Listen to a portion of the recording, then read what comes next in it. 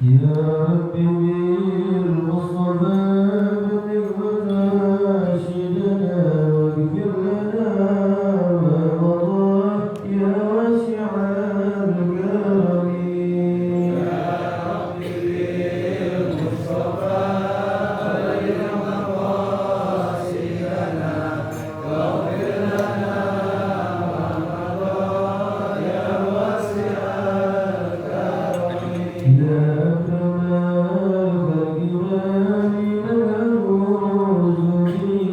سواك عند حلول الحادث الآلم. يا رب بالمصطفى بلغ مقاصدنا واغفر لنا ما مضى يا واسع الكرم.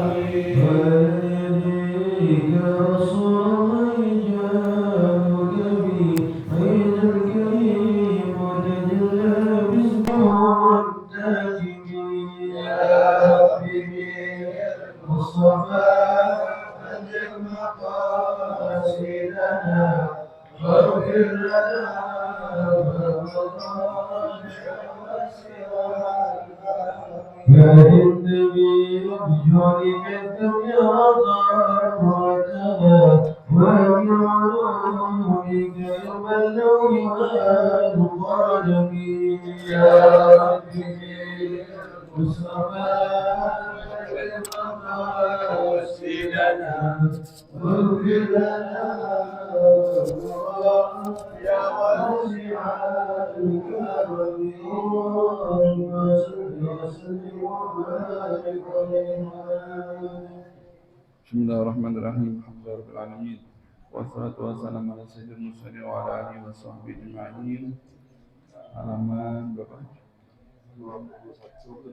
Halaman 20 di pertengahan itu. Di pertengahan ada di atasnya dalam kurung fahada hukmul uzlah.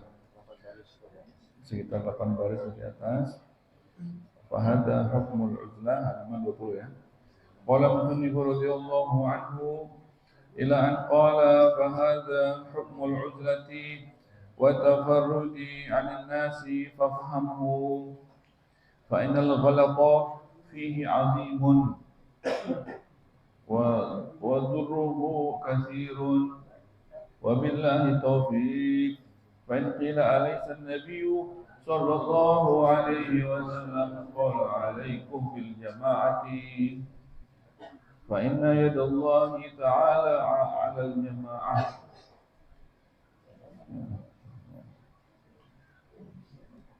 وأن الشيطان وإن الشيطان ذئب الإنسان يأخذ الشاذة والناجية والقاسية والقادة. وقال إن الشيطان مع الفد وهو من الاثنين أبعد. فاعلم أن هذه وردت وورد أيضا إلزم بيتك وعليك بالخاصة ودع أمر العامة. فأمر العزلة والتفرج في الزمان السوء ولا تناقض في قوله صلى الله عليه وسلم ولا بد من الجمع بين الخبرين بحول الله وتوفيقه. فأقول قوله صلى الله عليه وسلم عليكم بالجماعة يحتمل 3 أوجه. أحدها أنه يعني في الدين والحكم إذ لا تجتمع هذه الأمة على ضلالة فخرق الإجماع والحكم بخلاف ما عليه جمهور الأمة والشذوذ عنهم باطل والضلال. وأما يعتزل عنهم لصلاح في دينه فليس هذا في ذلك في شيء. سبحانك لا علم لنا إلا ما علمتنا إنك أنت العليم الحكيم. سبحانك لا نحصي ثناء عليك أنت كما أثنيت على نفسك ولك الحمد Alhamdulillahi Rabbil Alamin. Segala puji hanya untuk Allah SWT. Melanjutkan daripada pembahasan kita masih dalam kitab Minhajul Abidin. Melanjutkan dari yang lalu, berkata Imam Al-Ghazali dalam kitabnya, apa kata Imam Al-Ghazali? Katanya, fahadha hukmul uzlah. Maka beginilah hukum daripada uzlah, hukum daripada menyendiri, wa tafarrudi anin nas. Inilah hukumnya, kata Imam Ghazali.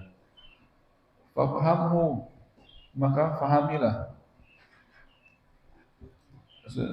dengan benar. Wa innal ghalata fihi 'azim, karena kesalahan orang dalam memahami makna uzlah, menyendiri itu ya banyak sekali orang salah paham. Wa dhurruhu katsir, dan kalau sudah salah paham berbahaya, merusak kehidupannya. Wabillahi taufik, hanya kita berharap taufik dari Allah Taala. Fa in qila, kalau ditanya, alaysa Nabi sallallahu alaihi wasallam yaqul, apakah Nabi kita Muhammad SAW pernah bersabda? Apa sabdanya Nabi Muhammad yang maknanya alaikum bil jamaah, alaikum bil jamaah, fa inna yadallahi ta'ala 'alal jamaah. Bukannya ada sabda Nabi kita Muhammad bersabda, yang maknanya Allahu a'lam, alaikum bil jamaah, kalian mesti berjamaah gitu. Jangan berpisah dari jamaah, mesti bergabung sama jamaah. Fa inna yadallahi ta'ala 'alal jamaah, karena Allah, perlindungan Allah di atas jamaah. Pertolongan Allah itu dicurahkan di atas orang yang berkumpul dengan berjamaah. Terus wa inna syaitan ya zibul insan ya. Dan sesungguhnya syaitan tersebut adalah serigalanya manusia, serigalanya manusia.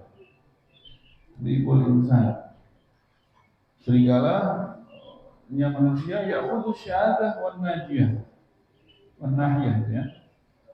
Ya'khudhu syahadah wan nahiyah wal qasiyah. Jadi kalau serigala, sungguhnya syaitan ada serigalanya manusia. Kalau manusia berarti seperti domba. Jadi diambil, kalau serigala itu kalau nyolong kambing, itu yang diambil yang mana? Ya khudhu syahadah, yang diambil yang sesat. Kalau yang lagi ngumpul sama kambing-kambing lain tak berani dia. Yang mencar sendiri itu yang dicomot. Yang sesat sendiri, ini warnanya yang di pojok-pojok yang dicomot. Yang di pojok-pojok, ini kan orang ngumpul, dia sebenarnya jauh sendiri. Itu dicomot sama serigala. Jadi kita jangan menjauh daripada jamaah. Kita mesti berbaur supaya selamat daripada cengkeraman syaitan, gitu. Fa'alam, katanya. Itu kemudian waqala, dan ada sabda Nabi Muhammad pernah bersabda, inna syaitan ma'al fadl wa huwa minal itsnaini ab'ad. Yang maknanya Allahu a'lam, sesungguhnya syaitan tersebut sukanya kalau nengok orang yang sendiri. Fadl itu sendiri.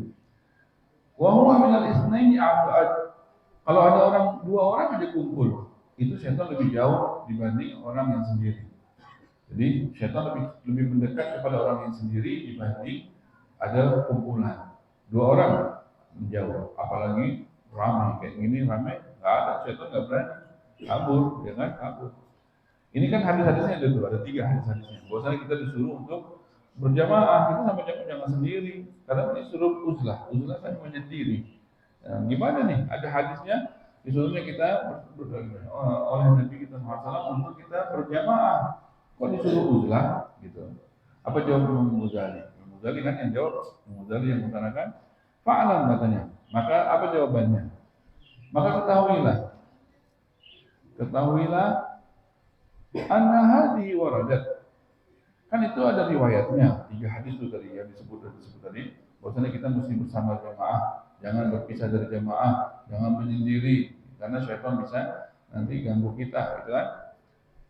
Itu kan ada wa anna hadhihi waradat, ini ada riwayatnya. Selain riwayat itu katanya wa warada aidan, ada juga riwayat yang lain. Ada lagi hadis Nabi sallallahu alaihi wasallam yang lain, ada lagi hadisnya apa? Wa warada aidan ilzam baitaka wa 'alaika bil khassah wa da amrul 'am. Ini ada satu lagi yang maknanya Allah alam. Ilzam baitaka. Lazimi rumahmu. Artinya jangan keluar rumah. Ilzam baitaka. Wa 'alaika bil khassah, maka fokus kepada urusan yang khusus. Maksudnya diri sama keluarga. Selamatin keluarga, selamatin diri gitu maksudnya. Wada amrul 'ammah, tinggal urusan umum. Enggak sanggup. Tinggalin, mau ngerapain orang semua, enggak sanggup, tinggalin. Khusus ini selamatin diri ente, selamatin keluarga itu dulu. Karena enggak sanggup, karena zaman sudah fitnah. Ini hadisnya ada juga. Jadi selain hadis kita suruh bergabung sama jamaah, ada juga hadis kita suruh menyendiri, ilzam baitaka, ada hadisnya juga. Sama-sama dari Nabi Muhammad SAW, ya kan? Jadi gimana? Jadi hadisnya banyak. Hadisnya banyak. Nggak boleh, kalau hadis nggak boleh bertentangan. Yang satu hadis ya benar, yang satu hadis ya benar. Semua hadis benar, gitu kan? Terus bagaimana dong? Bingung jadinya kita. Fa'amrul uzlah, ada hadis yang begini, ada hadis yang suruh kita begini. Wa amrul uzlah wa tafarrud, maka perintah untuk kita uzlah kan ada juga di hadis yang tersebut. Wa tafarrud, untuk kita menyendiri, itu kan ada juga perintahnya di hadis yang ini tadi. Maka itu katanya fi zaman su, maka itu kita pakai hadis tersebut kalau zaman sudah rusak, gitu. Kalau zaman sudah rusak, berarti perintah Nabi SAW itulah itu dia, disuruh ilzam baitaka. Jangan kita terjang fitnah tersebut. Nanti kalau kita terjang, kitanya rusak juga, gitu. Maka kita selamatin diri kita dengan cara apa? Menyendiri. Kalau zaman sudah begitu, pakai hadis ini, ilzam baitaka. Ya, jangan keluar rumah, keluar seperlunya aja, gitu. Selamatin keluarga. Udah jangan mikirin urusan yang lain. Karena yang lain nggak sanggup, kamu bakal rusak, gitu kan? Nah. Maka kalau begitu ada hadis yang disuruh kita berjamaah, ada hadis yang disuruh kita menyendiri. Wala tanaqudu fi qoulihi sallallahu alaihi wasallam. Maka kalau begitu tidak ada pertentangan. Tidak ada pertentangan antara hadis Nabi Muhammad yang satu dengan hadis Nabi Muhammad yang satu. Tinggal kita menggunakannya di mana? Tinggal kita menggunakannya pada waktu yang mana, gitu kan? Wala budda, maka nggak boleh kita menyalahkan satu hadis, membenarkan satu, nggak boleh. Semua hadis benar. Ya, jadi wala budda. Maka kalau begitu semua hadis itu benar, wala budda minal jam'i, maka kita mesti menggabung antara hadis yang satu dengan hadis yang lain, mesti kita gabung, mesti kita takwilkan, artinya mesti kita, oh ini kalau begini berarti maksudnya Nabi SAW di zaman yang begini, kalau yang itu suruh kita berjamaah di zaman yang begini, gitu kan? Wala budda minal jam'i bainal khabarin, maka wajib bagi kita menggabung di antara dua hadis. Nggak boleh kita menyalahkan satu hadis, nggak boleh, ya kan? Kalau kita belum nyampe akal kita ke makna hadis tersebut, kita serahkan aja udah, jangan kita komentar, nggak boleh kita mengomentari. Kalau itu hadis adalah benar, sanadnya ke Nabi Muhammad SAW, berarti kan benar ucapan dari Nabi Muhammad SAW. Nggak boleh kita ada komentar atas hal itu. Kalau kita belum paham, ya diam aja.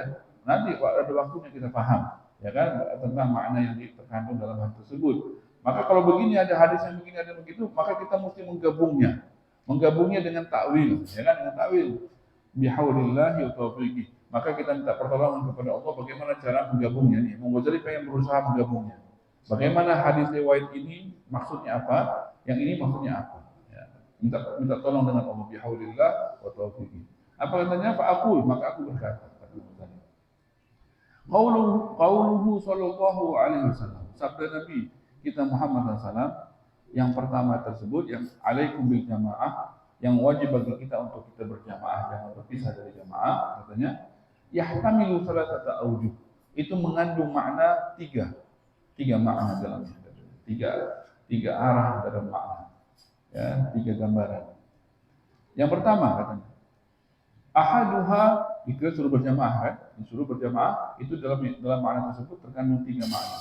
Yang pertama, ahaduha annahu ya'ni, sesungguhnya Nabi SAW bermaksud bihi, kita disuruh berjamaah, jangan berpisah dari jamaah. Itu yang dimaksud dengan Nabi SAW adalah ya'ni bihi, yang dimaksud adalah fid-dini wal hukum, dalam urusan agama, dalam urusan hukum. Kita disuruh jangan berpisah dari jamaah kalau sudah urusannya agama.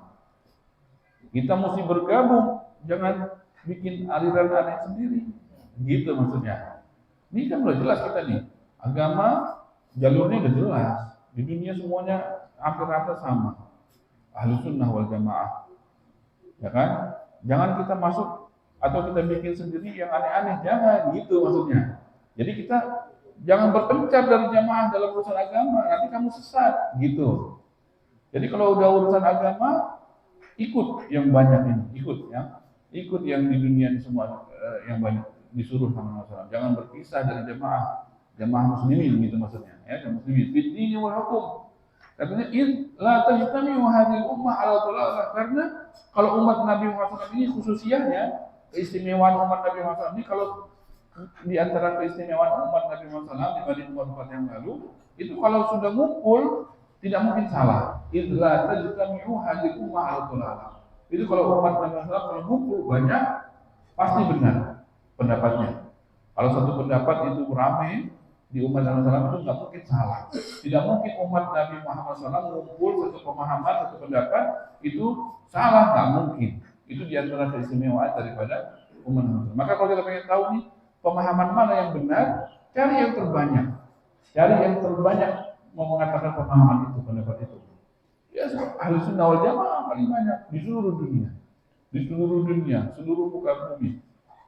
Semuanya pemahaman Ahlus Sunnah wal Jamaah. Masuk di dalamnya mazhab yang 4, Imam Syafi'i Ahlus Sunnah wal Jamaah, Imam Malik Ahlus Sunnah wal Jamaah, Imam Abu Hanifah Ahlus Sunnah wal Jamaah, Imam Hambali Ahlus Sunnah wal Jamaah. Bayangin, pengikut-pengikut yang 4 mazhab ini ya seluruh dunia. Yang Imam Syafi'i, wah seluruh Asia semua. Indonesia, Malaysia, Singapura, Brunei semua, Thailand semuanya itu sampai ke Hindia sebagian, sampai ke Yaman, sampai semuanya sebagian. Afrika sampai ke Afrika sebagian, itu Imam Syafi'i. Yang paling banyak sih Imam Syafi'i. Imam Syafi'i dalam fikihnya, dalam akidahnya Ahlus Sunnah wal Jamaah itu dianut oleh lapisan bumi paling luas diantaranya. Kan memang ada sabda Nabi SAW sudah ngasih tanda bahwasanya nanti akan muncul maknanya seorang imam dari bangsa Quraisy yang ilmunya meliputi sebagian besar daripada permukaan bumi, dan itu tidak kelihatan kecuali di Imam Syafi'i Quraisy. Ya, tidak ada seorang imam dan tidak ada lagi orang sebelum Imam Syafi'i, setelah Imam Syafi'i ilmunya seperti Imam Syafi'i yang dipakai di seluruh dunia.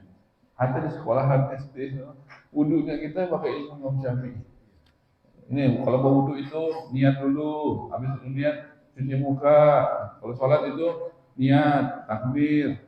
Itu ilmunya Imam Syafi'i. Kalau kita mau sholat, gini dulu, habis itu gini. Kalau kita coba, ayo cari sholat dari Al-Quran langsung sama hadis. Jangan pakai ilmu Imam Syafi'i. Jangan. Coba cari. Kamu mau sholat sekarang, ngapain ya? Cari di Al-Quran. Apabila kamu mau sholat, suruh gimana? Ayo cari, coba. Kan kita tahu di sekolah, kalau mau sholat ambil wudhu, berdiri, ngadap kiblat, tutup aurat, niatnya begini. Nah, coba cari di Al-Quran niatnya begini. Usolnya gimana ya? Carinya di mana? Surah apa? Terus habis itu takbir. Ayo coba. Emang habis ini mesti takbir. Cari di Al-Quran takbir. Habis takbir ngapain lagi ya? Baca doa iftitah, baca Fatihah. Ayo cari di Al-Quran itu habis kalau mau sholat itu habis takbir, baca Fatihah. Ada nggak? Disuruh apa itu? Disuruhnya gitu. Habis baca Fatihah, baca surah, habis itu ruku. Ada nggak? Ada yang disuruh ruku, cuman urutan mana urutannya? Terus rukunya satu kali mana? Rukunya satu kali. Kok rukunya satu kali, sujudnya 2 kali? Capek kita kalau nyari-nyari, kalau mau sholat tuh nyari dulu ilmunya. Katanya kan ilmu kita mesti dari Al-Quran sama hadis langsung. Siapa kita yang bisa langsung?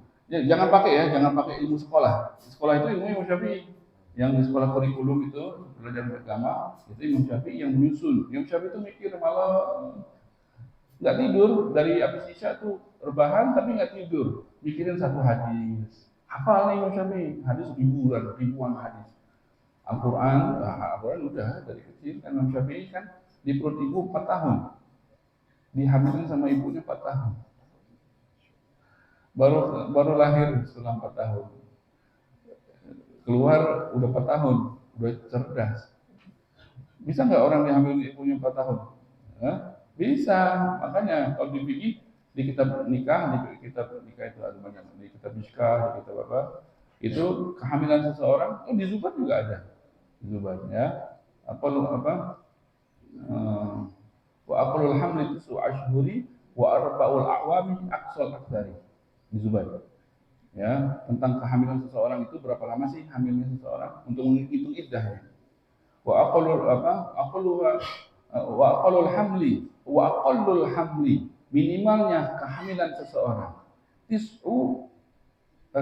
wa aqallul hamli sittu ashhuri wa arba'ul a'wami aqsal aktsari. Minimalnya seorang perempuan itu hamil adalah sittu ashhuri, 6 bulan. Tidak boleh seorang perempuan itu ngaku dia hamil kemudian lahir di bawah 6 bulan, nggak boleh. Oh, baru pengantinan 4 bulan yang lalu udah hamil udah lahir, nggak mungkin ya, nggak mungkin. Jadi kalau misalnya ini pengantinan baru 6 bulan yang lalu hamil lahir gitu, mungkin 6 bulan dari ketemu sama suami kemudian hamil lahir, itu 6 bulan masih mungkin, situ ashhuri. Tapi normalnya kan 9 bulan. Tapi 6 bulan mungkin dianggap oleh syariah kehamilan yang 6 bulan itu sudah bisa melahirkan anak yang sempurna. Tapi maksimal itu kan maksimal 9 itu kan normal. Wa aqlul hamli situ ashhuri wa arba'ul a'wami empat a'wam tahun am ya kan, wa kullu amin antum bi khair, ya kan, am itu tahun bahasa Arabnya, a'wam itu tahun-tahun. 4 tahun itu aqsal aktsari, maksimalnya puncak kehamilan seseorang adalah selama 4 tahun. Tuh di Zubat disebut. Bisa orang dihamilin di perut ibunya, ibunya nggak sadar, katanya rupanya 4 tahun ini, selama 4 tahun ini ada anak yang bilang, katanya udah mendekati baru gede kan. Maka itu anak 4 tahun itu udah ada rambut ya kan, udah lumayan gede, 4 tahun lahir. 4 tahun kan, kalau kita kan 4 tahun di luar rahim. Ini 4 tahun nggak masih dalam rahim, nggak lihat yang haram, nggak makan yang haram, dijaga di perut ibu, katanya lahir jenius, bisa jenius, bersih ya kan. Pas dia keluar orang lain baru melek, dia udah terang ya kan. Makanya Imam Syafi'i 7 tahun hafal Quran. Jadi Imam Syafi'i adalah yang di antara orang yang Allah pilih buat kita, buat ngajarin kita. Kalau kita suruh cari, coba cari urutan sholat langsung Al-Quran sama hadis. Jangan pakai ilmu sekolah. Ilmu sekolah itu ikut Imam Syafi'i, ilmu buku Imam Syafi'i. Susun sendiri. Mana bisa? Kagak salah sholat kita. Ya kan? Habis ruku ya tidak lah, cari. I'tidal itu begini. Habis i'tidal sujud, coba cari. Sujud itu begini. Mestinya taruh kening gimana segala macam. Sujud 2 kali. Aduh, kagak salah sholat kayaknya. Belum wudunya, belum ininya. Imam Syafi'i rangkum buat kita supaya kita gampang ibadah. Imam yang lain gitu juga. Maka itu semua imam-imam tersebut bermadhab Ahlus Sunnah wal Jamaah. Kalau kita pengen tahu kebenaran, itu semuanya kan dianut oleh sebagian besar muka bumi. Maka kita disuruh sama Nabi Muhammad kalau pengen selamat, alaikum bil jamaah. Itu dia. Karena idla tajtami'u hadhihi ummah ala dhalalah. Itu tanda di situ ya. Idla tajtami'u hadhihi ummah ala dhalalah. Wallahu a'lam bishawab. Subhanakallahumma wa bihamdika asyhadu an la ilaha illa anta astaghfiruka wa atubu ilaik. اللهم صل وسلم وبارك عليه وعلى آله إلهي في جاهل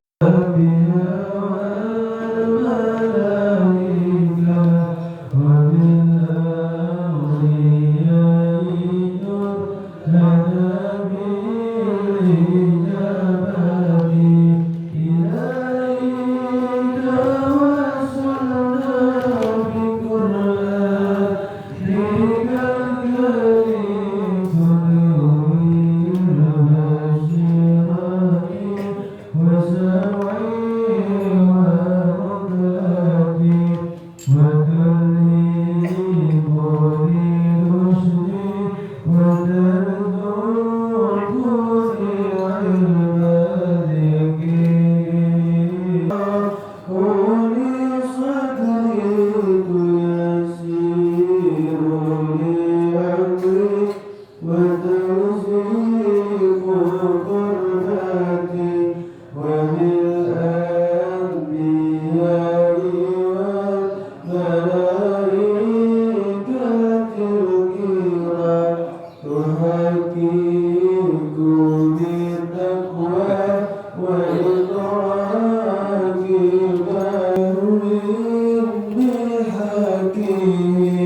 وشر ذي شر